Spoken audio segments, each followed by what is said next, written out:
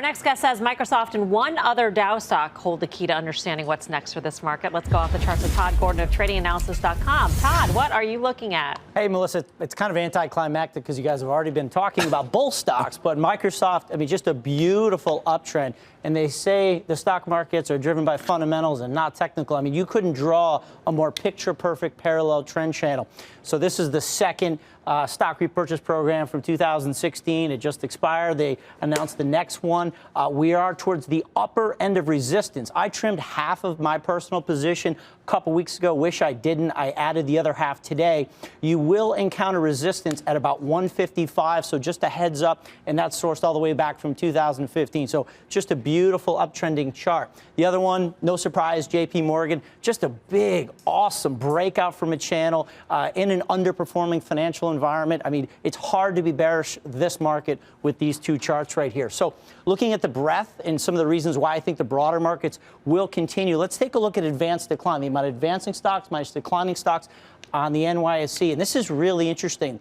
This is really over the last 6 months, and it's been a leading indicator two prior occasions. So if we look here, this is going to be like May to June area. The AD line broke out well before the S&P did in that exact same time period. The same thing is happening here. I mean, this is so obvious. It's unbelievable. S&P has not yet made a new high where you can see advanced decline, like goodbye. There's another indicator you can look at, advanced decline volume minus declining volume. That also made a new high. So the advancing shares are seeing more volume than declining shares. So again, a breadth indication that we should continue higher.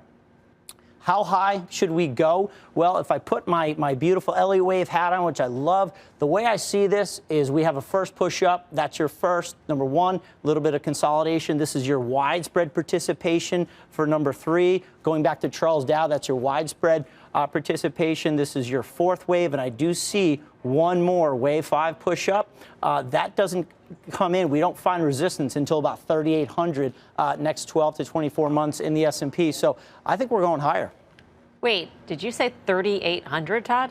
That's my upside target. Yep. Bang. In what kind of 24, 2 years, 2.5 years, 5 years? I don't know. We'll get there eventually. Eventually? I see the headlines That's not tomorrow. a forecast.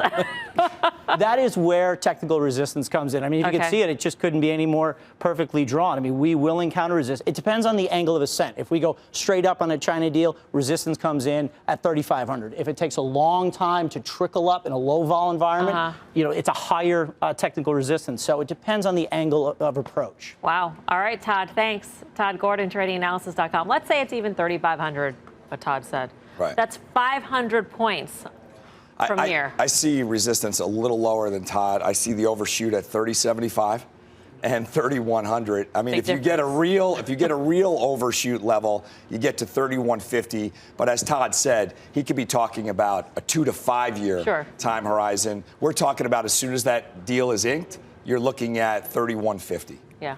Well, talking about, you know, trading challenge is one thing, and where we've come from, where we're going to go. The more important thing for the market right now is that we have to justify valuations, and we're talking about some of the biggest stocks in the market. And at times, when people have been worried about growth, people have been willing to pay for Microsoft. They've been willing to pay for higher safety multiple stocks, and that probably has included Apple, although, again, I don't think it's a high multiple stock. That's the environment we're in. But if you want to put the allegory that I think in a time frame that you can understand is 2016, where we came out of this growth fear, the rally, we saw two extraordinary rallies in 2016 that took us into 2017. That's what this feels like. It feels like the transformation from, oh, wow, we're going into recession to, okay, things aren't that bad, even though we don't think they're that good. And that's the backdrop here.